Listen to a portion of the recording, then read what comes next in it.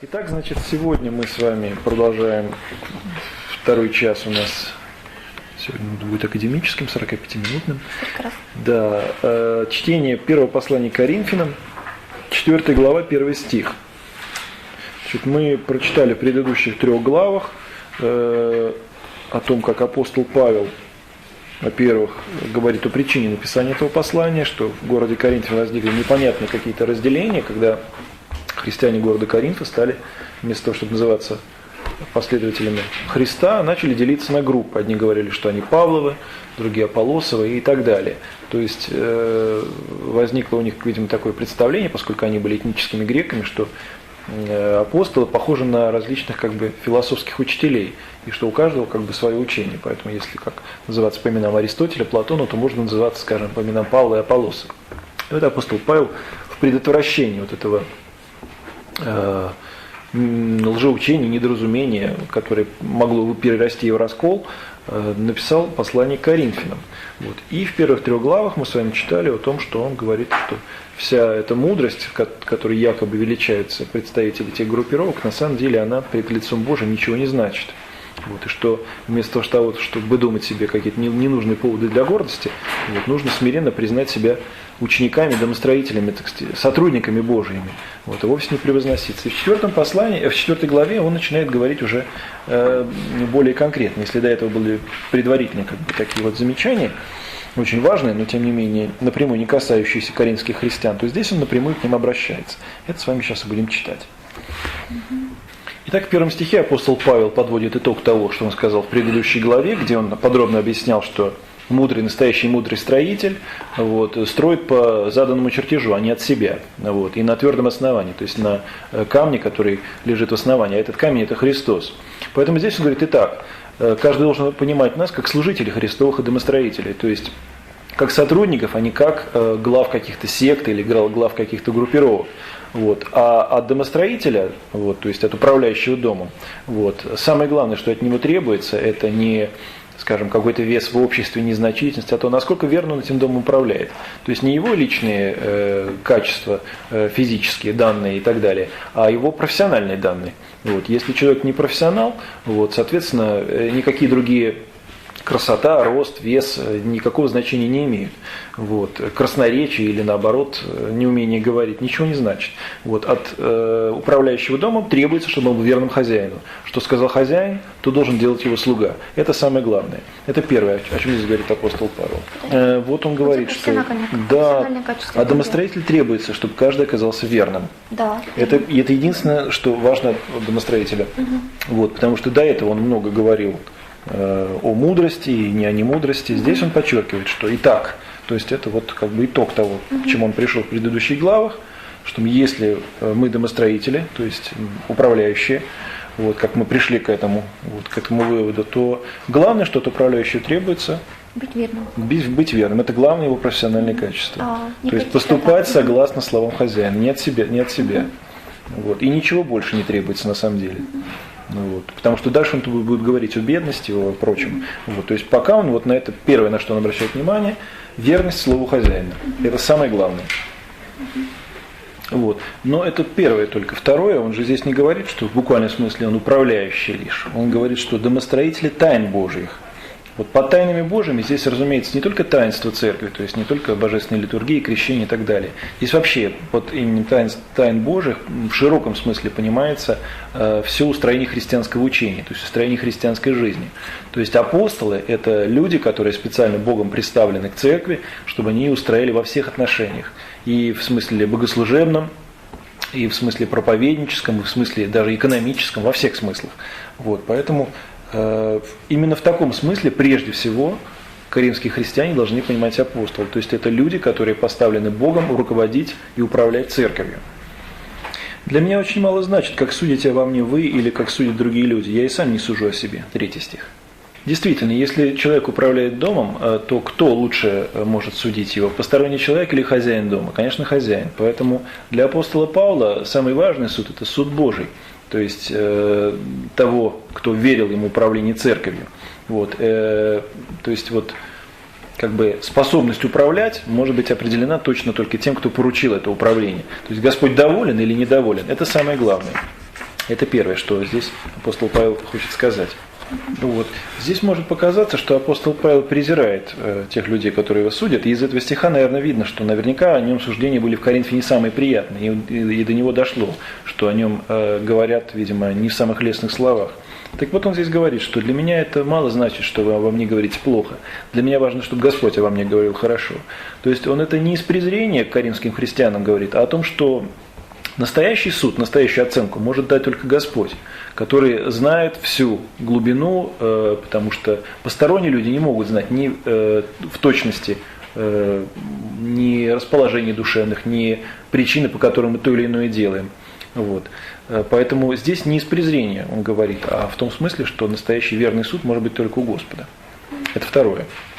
На самом деле мысли апостола Павла еще глубже и шире. Обратите внимание на окончание 3 стиха. «Я и сам не сужу о себе».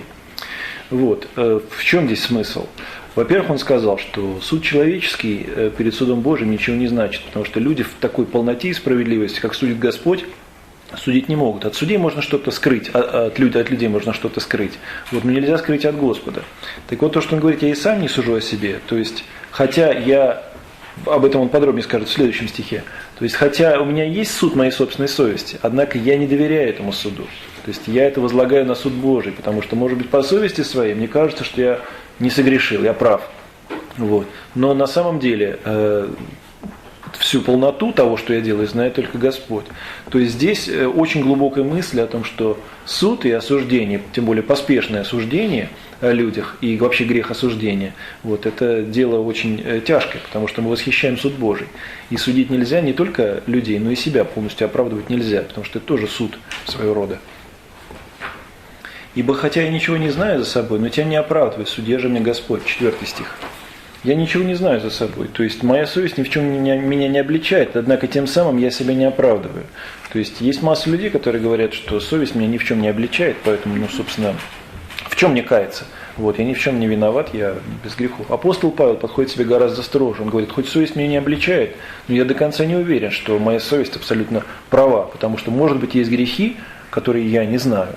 Вот, может быть, каким-то словом мы кого-то соблазнили, вот, сами того не хотя, вот, но тем не менее это произошло, каким-то движением, жестом, вот, кого-то ввели в соблазн. Вот, то есть, поэтому только чистотой своей совести, то есть, что совесть молчит, этим оправдываться нельзя. Вот. Судья же мне Господь. Вот. И Феофан Затворник, давайте сначала это.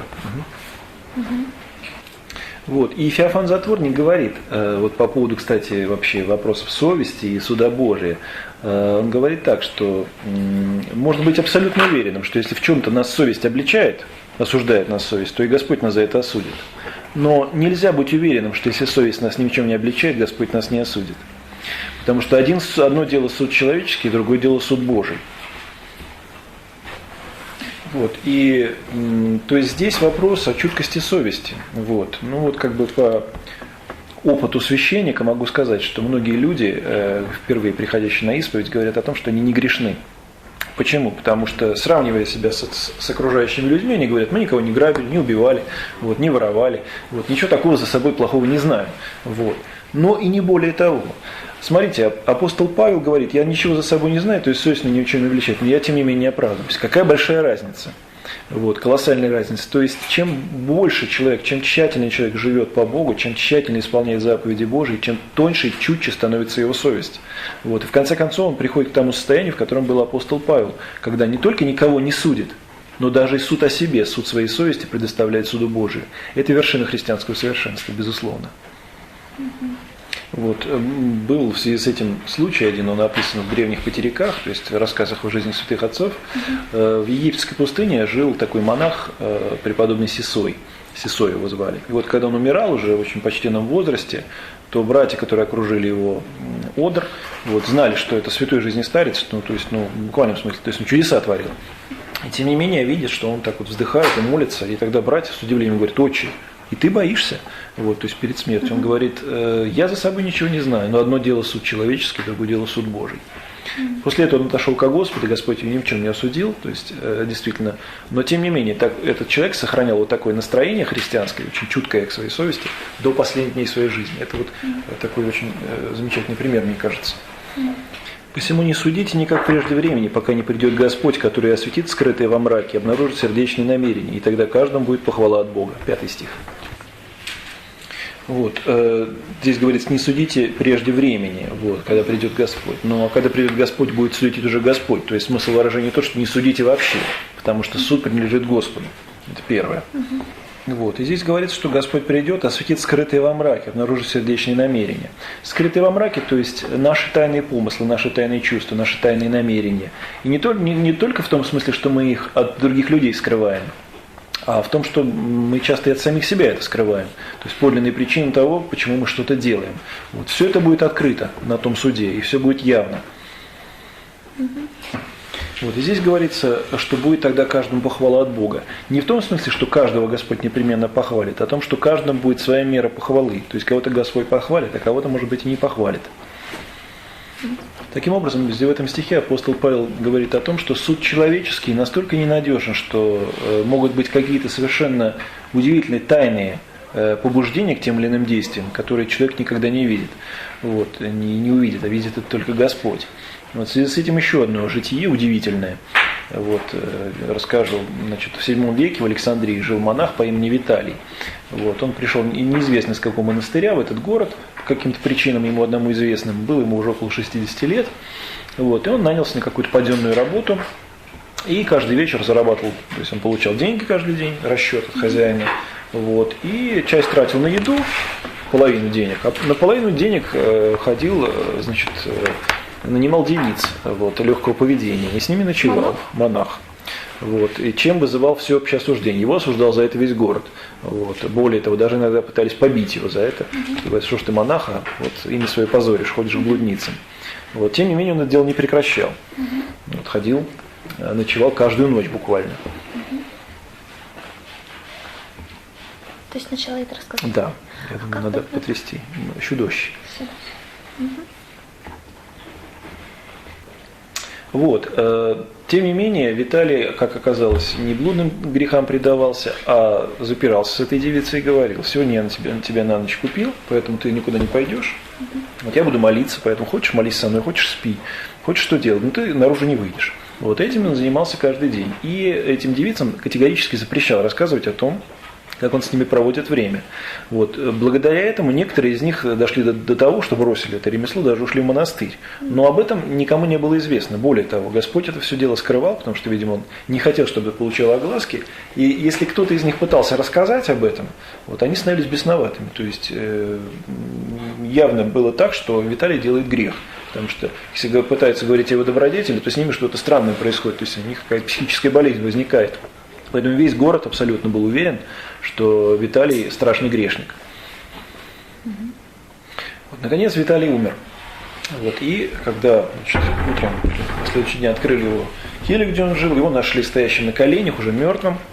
В руках у него был свиток, на котором были написаны слова из 4 главы 5 стиха, вот, немножко прибавленные. «Братья Александрийские, никого не судите прежде смерти». Вот. И в день, когда Виталий умер, эти женщины, которые пытались о нем рассказать, они внезапно исцелились, те, которые стали бесноватыми. Вот. И они пришли на его погребение.